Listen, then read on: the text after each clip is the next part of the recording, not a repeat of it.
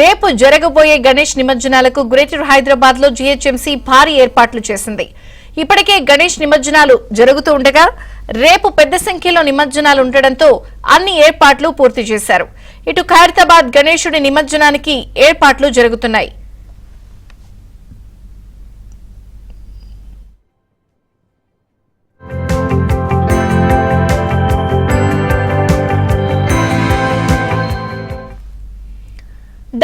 Pond's తో పాటు 5 చెరువుల వద్ద ప్రత్యేక ఏర్పాట్లు చేశారు. జీహెచ్ఎంసీ 140 స్టాటిక్ క్రేన్లు, 295 మొబైల్ క్రేన్లు, 125 జేసీబీలు, 102 మినీ టిప్పర్లను సిద్ధం చేశారు. నిమజ్జన డ్యూటీలో 20,000 మందికి పైగా జీహెచ్ఎంసీ సిబ్బంది పాల్గొనున్నారు. హుసేన్ సాగర్ చుట్టూ 31 క్రేన్లు ఏర్పాటు చేశారు. ట్యాంక్ బండ్పై 7 క్రేన్లు, ఎన్టీఆర్ మార్గులో 9, పీపుల్స్ ప్లాజా వద్ద 7, జల విహార్ వద్ద 4 క్రేన్లను సిద్ధం చేశారు. అర్ధరాత్రి నుంచి ట్యాంక్ బండ్పై నిమజ్జనాలకు అనుమతి ఇచ్చారు. రేపు అర్ధరాత్రి 2 గంటల వరకు మెట్రో సేవలను పొడిగించారు.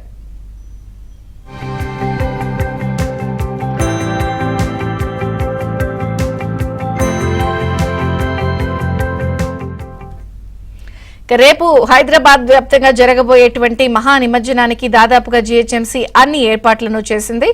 హుసేన్ సాగర్ చుట్టూ కూడా 31 క్రేన్లని ఏర్పాటు చేశారు. ఇక రేపు నిమజ్జనంతో పాటు మరొక అంశం కూడా సందడిగా కొనసాగుతుంది. ఇప్పటికే లడ్డూ వేలాలు అవన్నీ కూడా కొనసాగుతున్నాయి. అలాగే నిమజ్జనానికి బాలాపూర్ గణేష్ కూడా సిద్ధమవుతున్నాడు. అక్కడి నుంచి మరిన్ని వివరాలు మా ప్రతినిధి నరేష్ అందిస్తారు. నరేష్,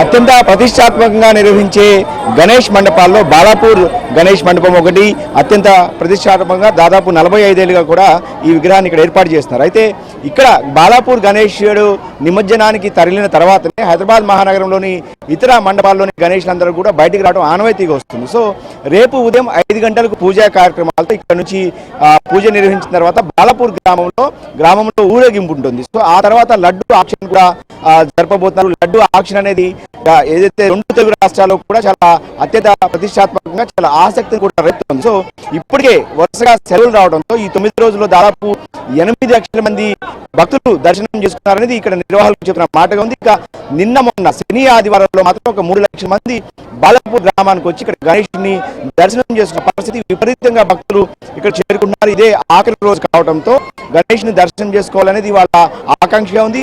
సిటీకి బయట ఉండే బాలాపూర్ గ్రామానికి పెద్ద ఎత్తున నగరంలోని ప్రజలంతా కూడా చేరుకుంటూ ఉన్నారు.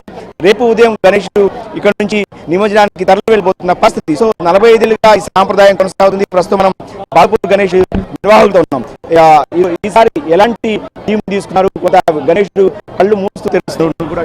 అంటే ఇక్కడ మేము ఎవ్రీ ఇయర్ గణేష్ లో కానీ సిట్టింగ్ లో కానీ ఒక ప్రత్యేకత ఏర్పాటు చేయడం జరుగుతుంది.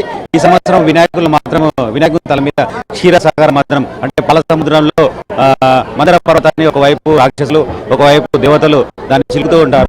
దానివల్ల అమృతం వచ్చేస్తుందండి. అదే విధంగా ఈసారి మన భక్తులకి దర్శనం ఇస్తున్నాడు. ఈసారి గణేశుడు ఎంతమంది దర్శనం చేసుకుని పెద్ద ఎత్తున భక్తులు కనిపిస్తున్నారు. మీ గ్రామంలో ఎక్కడ చూసినా కూడా జనాలే కనిపిస్తున్నారు. సిటీ నుంచి కూడా వచ్చే రూట్లన్నీ కూడా నిండిపోయిన పరిస్థితి. అంటే ఈ సంవత్సరం అంటే 45 ఏళ్ల చరిత్రలో ఇదే మొట్టమొదటిసారి అనుకుంటా. నేను గత శనివారం ఆదివారం ఈ 2 రోజుల్లోనే 3 లక్షల పైగానే భక్తులు ఇక్కడ గణేశుని దర్శనం చేసుకోవడం జరిగింది. ఇప్పటి వరకు ఒక 8 లక్షల పైగానే భక్తులు రావడం జరిగిందండి. అదేవిధంగా భక్తులకు కూడా ఎలాంటి ఇబ్బంది కలగకుండా అన్ని చర్యలు తీసుకోవడం జరిగింది. కానీ పోలీసు వారే కానీ ఇక్కడ వాలంటీర్సే కానీ కమిటీ మెంబర్సే కానీ భక్తులకు తొందరగా దర్శనం అయ్యే విధంగా మేము ఏర్పాటు చేయడం జరిగింది. బాలాపూర్ అంటే మొదటి గుర్తు వచ్చేది గణేష్ ఏదైతే లడ్డు వేలంపాట. సో ఈ ఏడాది ఎంత వరకు వేలంపాట వెళ్ళే అవకాశం ఉంది? ఎన్ని గంటలకు రేపు వేలంపాట ప్రారంభంగా పోతుంది? అంటే ప్రపంచంలోనే మొట్టమొదటిసారి లడ్డు యాక్షన్ నిర్వహించడం జరిగిందండి. 94లో ఈ లడ్డు యాక్షన్ 450 రూపాయలు వెళ్తే గత సంవత్సరం 23లో 20 లక్షలకు దాసరి దయానంద రెడ్డి లడ్డు దక్కించుకోవడం జరిగిందండి. కొన్న వారికి కష్టేశ్వరాలు వారికి చేసిన బిజినెస్ డెవలప్మెంట్స్ కానీ కలగడం వల్ల ఈ యొక్క లడ్డు కొనడానికి చాలా మంది ముందుకు రావడం జరిగిందండి. రేపు ఉదయం 5 గంటలకి శోభయాత్ర పూజ నిర్వహించడం జరుగుతుందండి. పూజలో కమిటీ మెంబర్స్ అదేవిధంగా గ్రామ ప్రజలు ఈ యొక్క పాల్గొనడం జరుగుతుందండి. ఆయన తర్వాత ఇక్కడ 6:30కి ఇక్కడ వినాయకుడు ఊరేగింపుగా బయలుదేరి భజన తాళమేళాలతో ఇక్కడ బయలుదేరి ప్రతి ఇంటి నుంచి కొబ్బరికాయలు కట్టడం కానీ ఆరతి ఇవ్వడం కూడా జరుగుతుందండి. ఆయన 9:30కి ఇక్కడ బొట్రాయి చేరుకోవడం జరుగుతుంది. 9:30కి లడ్డు యాక్షన్ నిర్వహించడం జరుగుతుంది.